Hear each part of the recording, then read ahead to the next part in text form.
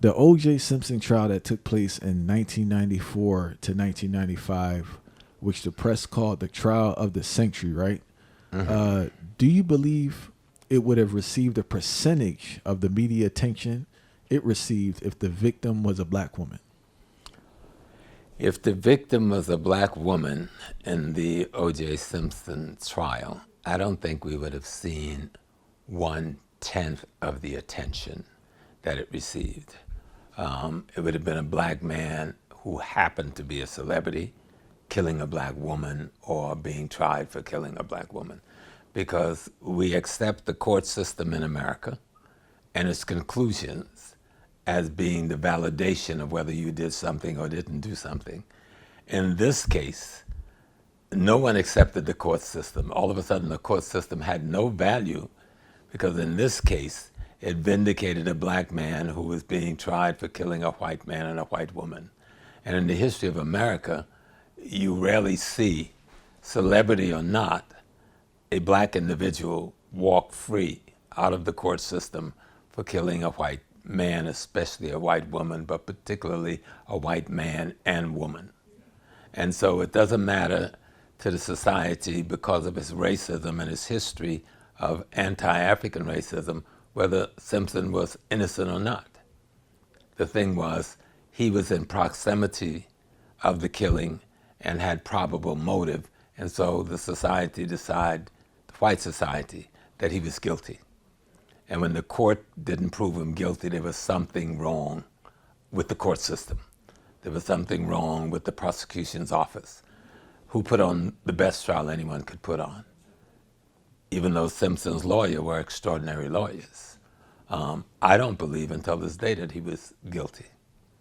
I think they wasted time trying to convict the black man and solve the problem, that no one ever thought of really seriously trying to find out if something else happened in that house that day and how it happened. What has changed in race relations from the 90s till now? Because with his death, I see the same jargon that was being presented to the public in the 90s. I don't think anything has changed in terms of racism in America. Something may have changed on how that gets managed in the public arena. How you talk about racism and the abuse of racists. How you talk about the consequences of negative racial behavior towards African people by European and others, especially Eurasian people. As far as the attitude towards Africans, that hasn't changed. Because the reason for the attitude is the same, it's white inferiority. And as long as white inferiority is the dominant attitude, especially in male white consciousness, the resentment of black male consciousness in black male bodies will always be there. It is that resentment that, when carried out as policy and attitude, that we call racism, right? And it is able to be implemented because the people who are carrying out that negative attitude towards the African has the power to implement their behavior. And that hasn't changed. We've seen black women who have been graduating from college at an extraordinary number. That's greater than white women or Asian women. And they're moving up in the system politically and corporate-wise faster than any other group of women in the world. And so there's the assumption, because black women are making this rise, that racism has been mitigated considerably. But there are no signs to show that, because the glass ceilings are still there all over the places for those black women. And at the same time, they're the best trained instrument in the corporate structure. So who else are you going to put there except the best trained that your society has produced? And right now, black women are the best trained in the largest number of white or black males or white females. I'm glad you brought that up. That's why I mentioned the amount of missing women, because there's still, I think people have this idea that black women are more valued than they are, and they're being used out of necessity, but not out of the actual value of the person.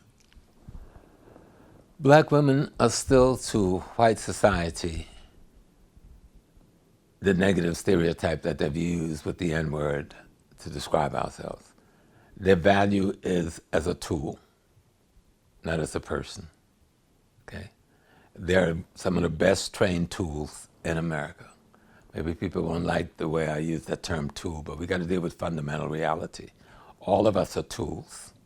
This system is run by 1% of 1% in terms of who control the majority wealth, who control the majority banking, who control the majority corporate structures in the world.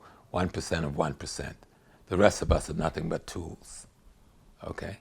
And so it's just that right now the best trained group of tools or tooling instrument happens to be black women.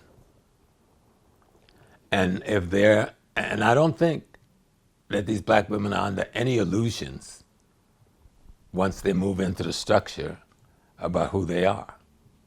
Because I have children. I have 3 black African women who are in the corporate structure. High in the corporate structure. High in the corporate structure. Very high. Very high in the corporate structure. And I was talking to one the other day, and she said, Daddy, I'm at a place where I'm as high as I can go here, and I'm scheduled for the next level, but they're telling me there's no opening at my next level. So they've closed the ceiling because they don't want her to move. At that next level, you have multiple of assistants doing multiple things that you're now doing and allowing you to expand and do other things. I have 2 within the educational structure at the top of their game in their areas of education. I'm not going to call name of specific tasks. And they're meeting with the same things. We watched our beautiful sister, the district attorney, down in Atlanta, how they treated her in the media. You would never see a white woman treated like that in the media. With the fact that this is her boyfriend and he works on her staff. One of the most capable attorneys in Atlanta, this young man was.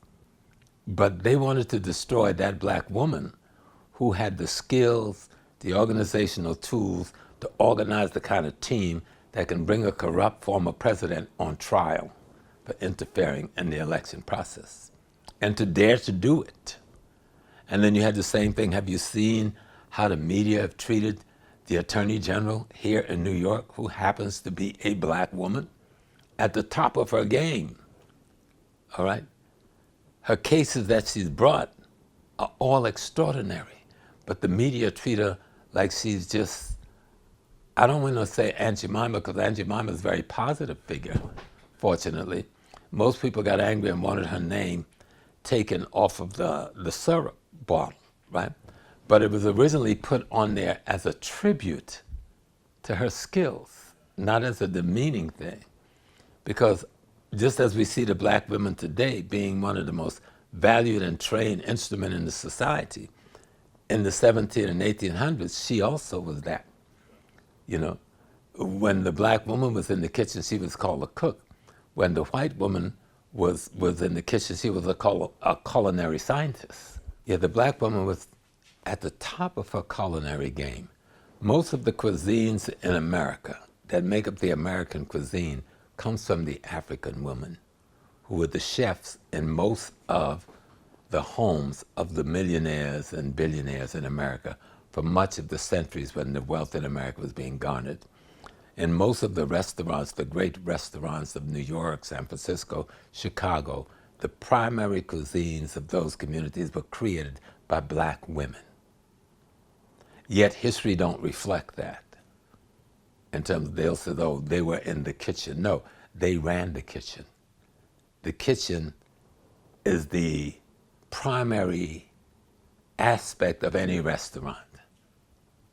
It is that if you have a major hotel, the restaurant is a significant aspect of that hotel, and the kitchen is the most primary aspect of that restaurant. And that black woman has always been, and she wasn't always and almost the cook. Cooking was the least of what black women did, even in the 1900s and the early 20th century. She was a writer, she was a singer, she was a teacher, she was an engineer, she was a doctor, she was a lawyer, she was all of those things and excelled at all of those things. But racism didn't allow the media to tell her story on a weekly basis or monthly basis or yearly basis. And when they set up their awards to give people for having done well in these crafts, racism left out the most brilliant of them all, which was the black woman.